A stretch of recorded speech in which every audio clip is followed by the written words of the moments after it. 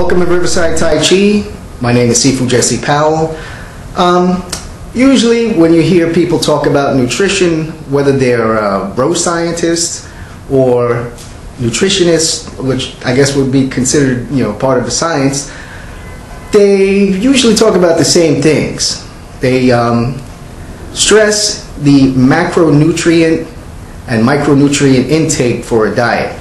Bro science is obviously to build up muscle, so they stress the protein, carbohydrates, fats, and simple sugars. But that's important stuff. That is important. Without your macronutrients and micronutrients, you're going to be deficient. But there's one thing that people usually leave out when they're talking about nutrition.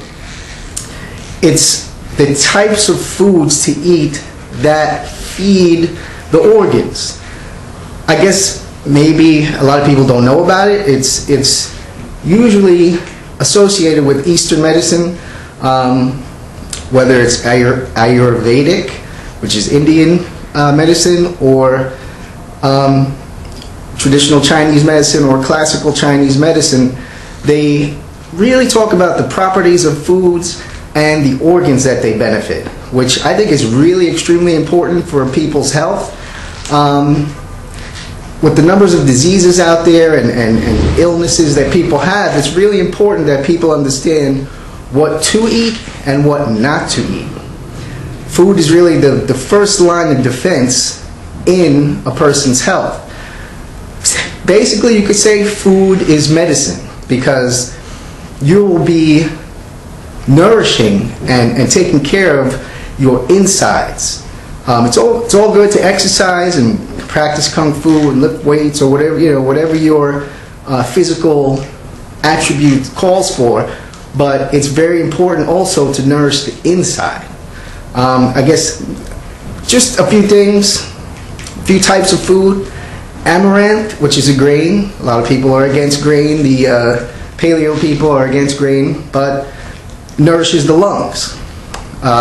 Lima beans, to get away from the grains. They also nourish the lungs and the liver. Some illnesses in Chinese medicine are categorized as producing heat in the body or heat in the organ that the illness is affecting. So lima beans, for example, is a cooling quality food, and it will remove heat from that particular organ, the lungs and the liver. Lentils, the nature is neutral, but lentils specifically nourish the heart and help with circulation. This is stuff that not everybody, I didn't know it, I'm just recently finding out about it. A lot of those foods basically sound like I'm going towards a vegetarian slant. For those of you that are not vegetarian, meats are also nourishing to specific organs. Fish is particularly good for the heart and body fluid distribution. Let's see, specific organ maladies or maladjustments usually require, or oftentimes require, the consumption of that particular organ. So if you have liver problems, you should probably eat some liver, as long as it's organic and clean, not full of hormones or any other crazy byproducts and stuff like that. People with heart conditions you eat the corresponding organ.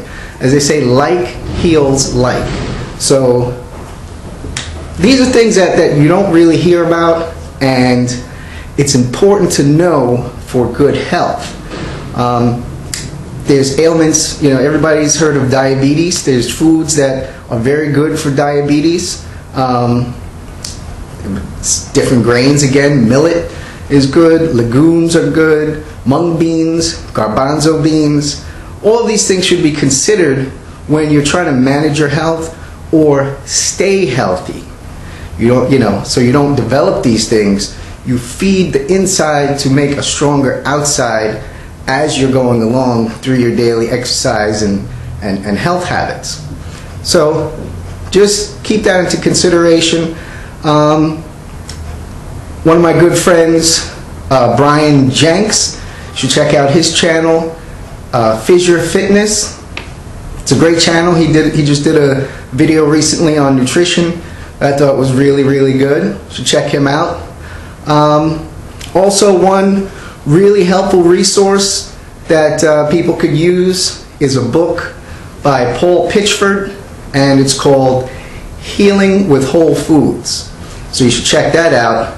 And if you like this video and you want to see more and get more information from Riverside Tai Chi, click the link below and sign up for our free email newsletter. All right? Talk to you soon. Thanks a lot.